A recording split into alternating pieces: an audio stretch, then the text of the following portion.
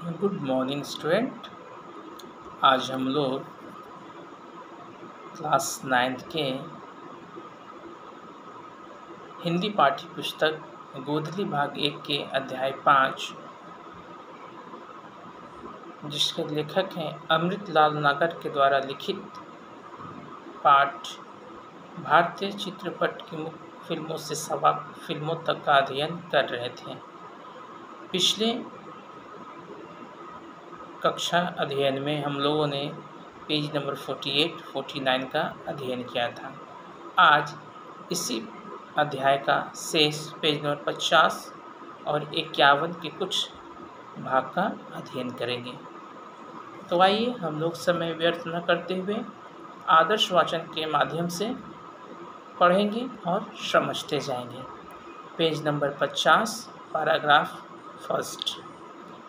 सन 1940 में मेरे मित्र श्री किशोर साहू की पहली फिल्म बहुरानी का उद्घाटन दादा साहेब फाल्के के कर कमलों द्वारा ही संपन्न हुआ था। बहुरानी के अर्थपति मेरे दूसरे मित्र स्वर्गीय द्वारकादास डांगा थे। बड़े पढ़े लिखे सुरुचिपूर्ण साहित्यिक व्यक्ति थे, यानी बहुत ही सरल स्वभाव के सीधे साधे विनम्रवादी व्यक्ति थे। उन्हीं के कारण बहुरानी के निर्माण काल में फिल्मी दुनिया से मेरा संबंध जुड़ा। दादा साहेब फाल्के से मुझे 2-3 बार भेंट करने के शुभ अवसर प्राप्त हुए। बड़े दबंग, जोश में आकर बड़े झपाटे से बोलने लगते थे। वे स्वयं की बात बात में महत्व देने से तो न चूकते थे, यानी अपनी बड़ाई एक तरह से बोल सकते हैं, वह बहुत करते थे और बोलते थे, और उस बड़ाई के माध्यम से उसे कुछ संदेश भी देना चाहते थे। परंतु उनमें अच्छाई यह थी कि वे नई पीढ़ी के महत्व को एकदम नकारते न थे। अगर नई पीढ़ी के कुछ लोग आते हैं, उनसे मदद मांगने या कुछ सीखना चाहते थे, तो उसको वह नकारते नहीं थे, बल्कि उसे सिखाते थे। मुझे अच्छी तरह याद है कि मेरे सामने उन्होंने श्री शांताराम और श्री देवकी बोस की प्रशंसा की थी। मुख्य चित्रपटों के सुख्यात डायरेक्टर आनंद प्रसाद कपूर, जाल मर्चेंट आदि बड़े नामी स्टारों को रजत पट पर लाने वाले बनारस के स्वर्गीय भगवती प्रसाद मिश्र की प्रशंसा भी मैंने उसी के मुख से सुनी थी। दादा साहेब फाल्के अपनी फिल्मों के निर्माता, निर्देशक, लेखक, कैमरामैन, प्रोसेसिंग डेवलपिंग करने वाले, प्रचारक, वितरक, सब कुछ एक साथ थे। मुझे फिल्म व्यवसाय में रहते हुए उनकी सन 1913 में बनाई हुई राजा हरिश्चंद्र फिल्म देखने का अवसर भी प्राप्त हुआ था। उसमें स्त्रियों का पाठ भी पुरुषों ने ही किया था। यह जो राजा हरिश्चंद्र जो फिल्म बनी थी, उसमें स्त्री यानी लड़कियों, औरतों का जो पाठ था, किरदार था, वह पुरुषों ने ही निभाया था। श्री फिरोज रंगनूवाल ने अपनी पुस्तक में लिखा है कि दादा साहेब फाल्के ने पहले तो वेश्या वर्ग की कुछ स्त्रियों को अपनी फिल्म में काम करने के लिए राजी कर लिया था, लेकिन बाद में कैमरे के सामने आने पर वे शर्मा गई। कुछ को तो एक उनके संरक्षक दलाल भी भगा कर ले गए। इस प्रकार राजा हरिश्चंद्र की रानी मास्टर साडुको की ही बनना पड़ा। खैर, राजा हरिश्चंद्र के 3 ही महीने बाद उन्होंने मोहिनी भस्मासुर नामक दूसरा चित्र दिया। उसका तीसरा चित्र था लंका दहन। भारत की पहली बॉक्स ऑफिस हिट फिल्म कही जा सकती है लंका दहन, और वह अपने ज़माने में खूब चली थी, खूब प्रसिद्ध थी। बम्बई की तरह ही कलकत्ते में एक पारसी व्यवसाय J.F. मादन, जिन्होंने मादन थिएटर नामक सुप्रसिद्ध संस्था की स्थापना की थी, सन 1917 में एल्फिस्टन बायोस्कोप कंपनी नामक फिल्म संस्था चलाई और दादा साहेब फाल्के की तरह ही वे पिक्चर फिल्में बनाने लगे। इसी तरह सन 1913 से 1920 तक फिल्मों में क्रमशः पौराणिक कथानक ही अधिकतर हमारे बीच में सामने प्रस्तुत किए जाने लगे, जिसमें तीसरे दशक की सबसे महान फिल्म हस्ती बाबूराव पेंटर थे।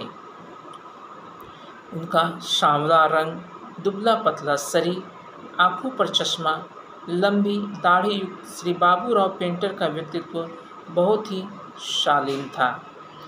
आज के सुप्रसिद्ध निर्माता निर्देशक श्री शांताराम, स्वर्गीय बाबूराव पेंढारकर, बालाजी पेंढारकर तथा स्वर्गीय मास्टर विनायक और अनेक जानी मानी फिल्म हस्तियों के वे गुरु रह चुके थे। उन्होंने काफ़ी कम फिल्में बनाई। उनकी एक मराठी फिल्म सावाकार पाश यानी साहूकार का फंदा, जो सेठ साहूकार होते हैं उन अपने चंगुल में कैसे लोगों को फंसाते हैं, कैसे जकड़ लेते हैं, उनके ऊपर यह फिल्म बनाई गई थी। वह फिल्म मैंने भी देखी थी। वह अपने ज़माने की बड़ी ही प्रसिद्ध पिक्चर फिल्म थी। इसी दशक के लगभग अंतिम काल में कई नामी फिल्म स्टार जिलौल, Zubeida, Master Vithal, E Billimoria, D Billimoria, Gohar, Sulochana, Madhuri, Jal Merchant, अमरलीन, Prithviraj Kapoor आदि स्टारों का ज़माना यही था। और इसी दशक के अंत में सन 1930 के आसपास बम्बई की इंपीरियल फिल्म कंपनी ने भारत की 100% नाचती गाती बोलती फिल्म आलम आरा का निर्माण किया। मादन की बोलती फिल्म श्री फरहाद भी इसी समय के आसपास आई थी और फिल्म दुनिया में नया युग आ चुका था। तो यह था हमारे पाठ 5 का जो हम लोग अध्ययन कर रहे थे, उसके शेष भाग की व्याख्या और आदर्श वाचन। आशा करता हूँ यह पाठ पूर्ण रूप से आप लोग को समझ में आ गई होगी। फिल्म जगत की दुनिया से जुड़ी हुई है और आप लोग भी खूब फिल्मी जगत से जुड़े रहते हैं। आए दिन सोशल नेटवर्क के माध्यम से कौन सी मूवी कब लॉन्च हुई, किसका किरदार क्या है, किसका क्या है, आप लोग बहुत खूबी से ही अभी के बारे में अगर पूछा जाए तो बहुत आसानी से बता देंगे। लेकिन कुछ महत्वपूर्ण जानकारियाँ थीं जो पिछले ज़माने से जुड़ी थी। कब भारत में पहली बार फिल्म दिखाया गया, कब भारत में पहली बार फिल्म का आविष्कार हुआ, किनके द्वारा हुआ, कौन कौन से किरदार निभाए, कैसी कैसी कलाकृतियाँ हुई, वो सारी चीज़ों की जानकारी इस वीडियो के माध्यम से आपको दी गई। तो इस तरह से इस पाठ का अंत हुआ। अगले वीडियो में हम लोग वस्तुनिष्ठ प्रश्न से जुड़े हुए लिंक को भेज दिया जाएगा। आप वहां से वस्तुनिष्ठ प्रश्न को आप लिखेंगे और नोट्स के माध्यम से प्रश्नाभ्यास को भेजा जाएगा। आशा करता हूँ सब स्वस्थ होंगे, आपके परिवार के हर एक सदस्य स्वस्थ रहें, इसकी मैं ईश्वर से कामना करता हूँ। फिर अगले अध्ययन में अगले पाठ के लिए हम लोग नई जोश, नई उमंग और नई आशा के साथ अगले वीडियो में आपके सामने रूबरू होऊंगा।